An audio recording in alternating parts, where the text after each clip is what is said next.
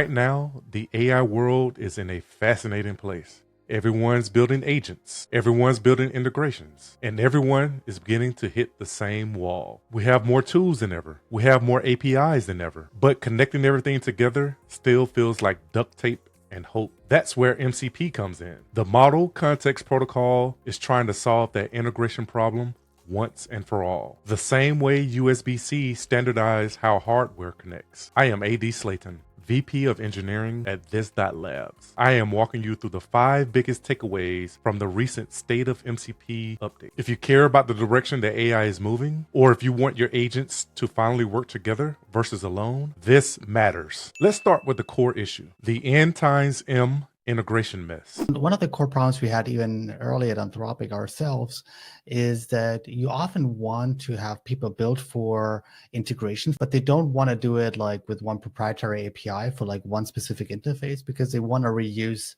I don't know, like integrations into, let's say, Jira or Sentry in Claude AI, but they also want to use it in VS Code at the same time. And so this is like a classic N times M problems, where you have N types of clients and M types of integration. And that leads itself to a protocol. And in our case, the protocol that influenced us the most was LSP, the language server protocol for Microsoft, which solves a very similar problem at a different scale nowadays, but a similar problem. In today's AI landscape, every new client, whether it's a chat app, an IDE, or an enterprise agent, they all need custom integration to connect to every tool. 5 clients, 10 tools, that's 50 one-off integrations. And it only gets worse from there. MCP collapses that chaos into one protocol. One shape for tools, one shape for clients. Plug in once, and you're connected everywhere. MCP is heavily influenced by the Language Server Protocol, or LSP for short. It's the breakthrough that allowed every editor to speak to language servers. But MCP stretches that idea from developers to consumers to enterprises to automation across real business systems. This shift sounds simple, but so did USB-C when it was first pitched. One connector doesn't reduce complexity,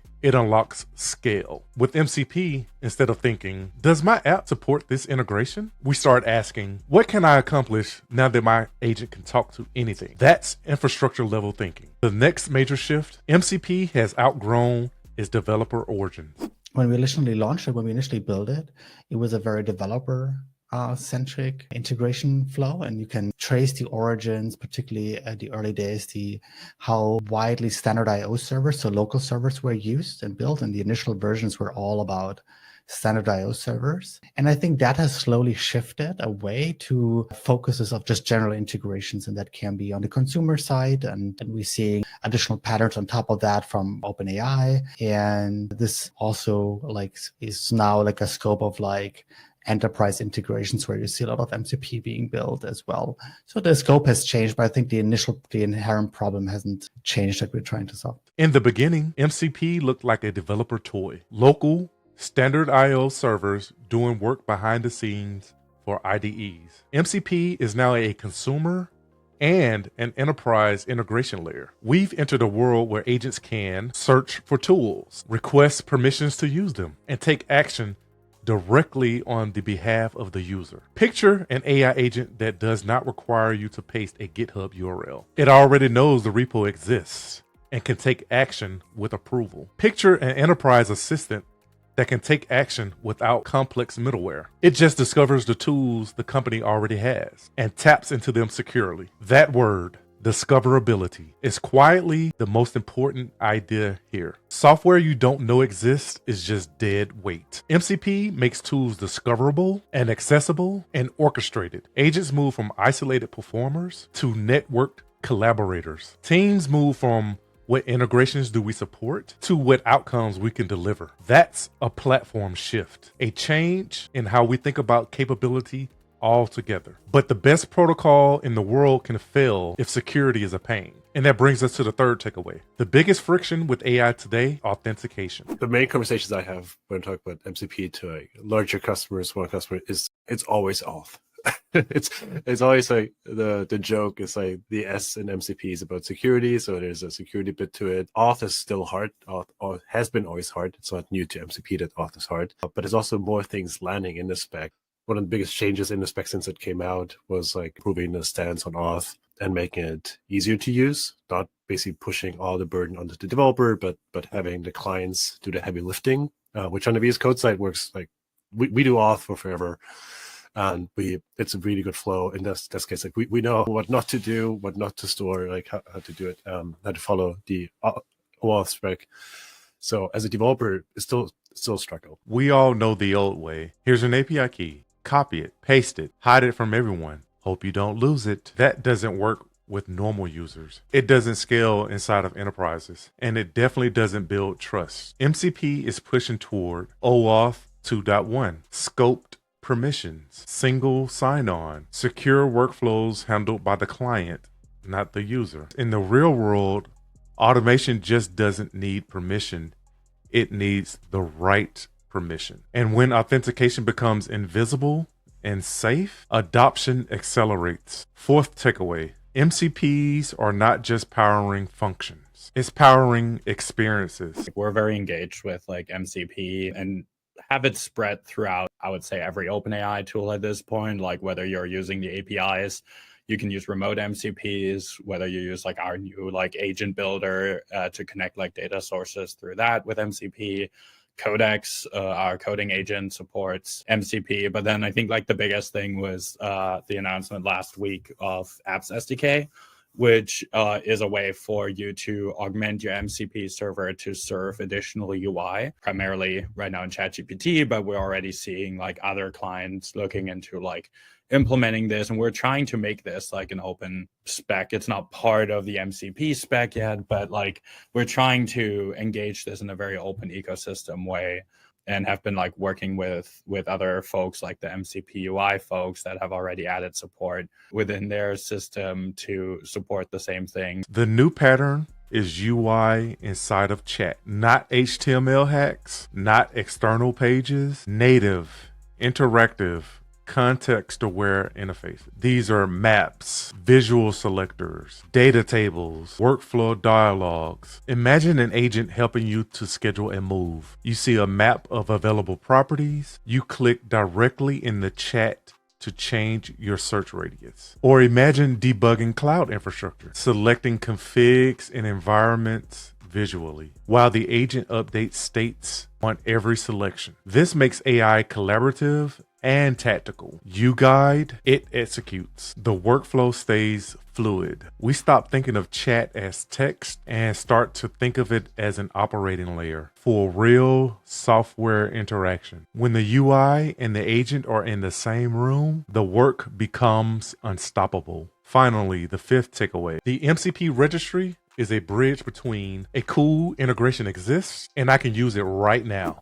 Basically, if you look at github.com/model context protocol/registry, that's where kind of the official registry is being built, which is an official like code base that actually runs the official registry, plus defines kind of the spec of the endpoints of how clients should discover from the registry as well. There's other layers, like there's the MCP bundle spec that kind of bleeds into it a bit. So there's multiple places where things are being defined. But overall, it's about this, like, can installing MCPs just be a one-click experience? Like in the client, you have a nice representation of the MCP, like you're looking for, I need an MCP.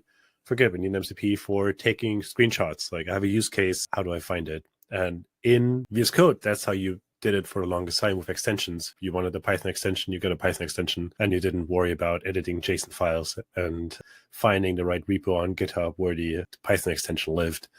And that's, I think, what everybody wants, like this fluid end user experience of discovery of what is the installation happen, what does it need to be configured, and that end to end is kind of what that information from the registry is driving. And I think the latest, so there is an official registry that's in preview, basically on the Model Context Protocol site, and it's been actually growing massively. So there's a lot of contributions, people actually submitting. I think just this week or last week was like the V0.1 cut.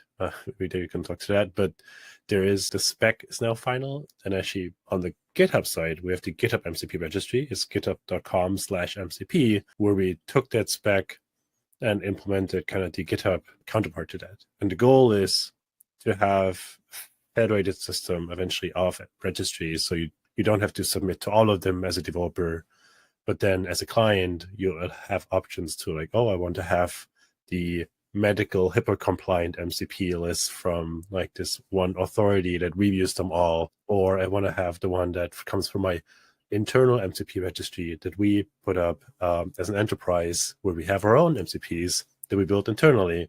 So it provides this nice kind of ecosystem layer that you have choices.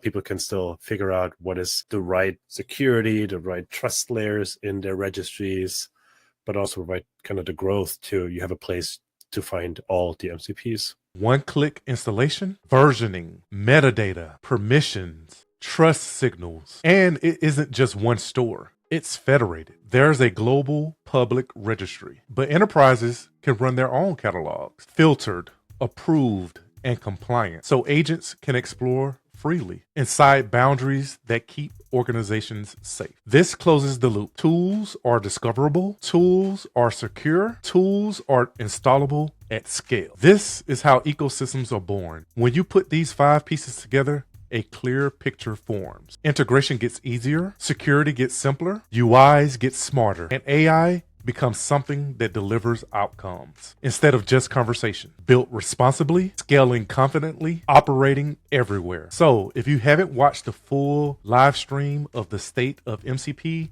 go do that now. I am AD Slaton, VP of Engineering at this.labs. Thanks for spending time with me, and I will see you at the next update.